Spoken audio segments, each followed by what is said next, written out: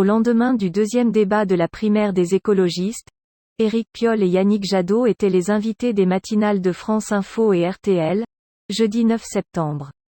La dernière ligne droite. À quelques jours du premier tour de la primaire des Verts, le vote en ligne a lieu du 13 au 16 septembre. Les candidats squattent les ondes matinales pour convaincre les derniers indécis.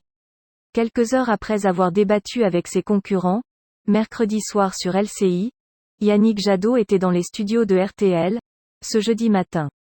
Face à Alba Ventura, le candidat préféré des sympathisants écologistes s'est appliqué à ménager les autres challengers de la primaire, Sandrine Rousseau, Delphine Batho, Jean-Marc Governatori, Éric Piolle.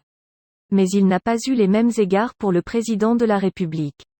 Avec Emmanuel Macron, sur le climat, c'est le renoncement, sur le social, c'est un agenda de régression, a taclé le député européen, pour qui les Français ne peuvent pas s'offrir 5 années de plus, avec l'actuel locataire de l'Élysée, et certainement pas avoir Marine Le Pen dans notre pays. Alors que les inscriptions sont possibles jusqu'à dimanche, la primaire écologiste totalise déjà 53 000 participants. Sur France Info, le maire de Grenoble Éric Piolle a défendu quelques mesures clés de son programme.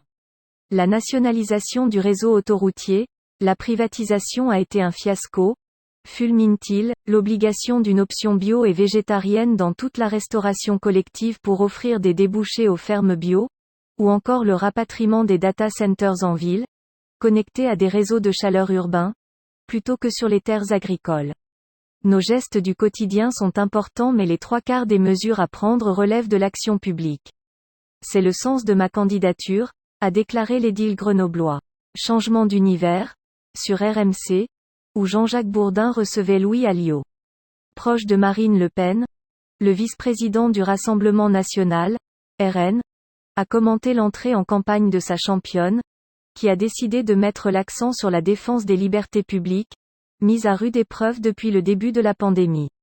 Les Français ont l'impression d'être contraints dans tous les domaines, même si on n'est évidemment pas en dictature, a-t-il diagnostiqué.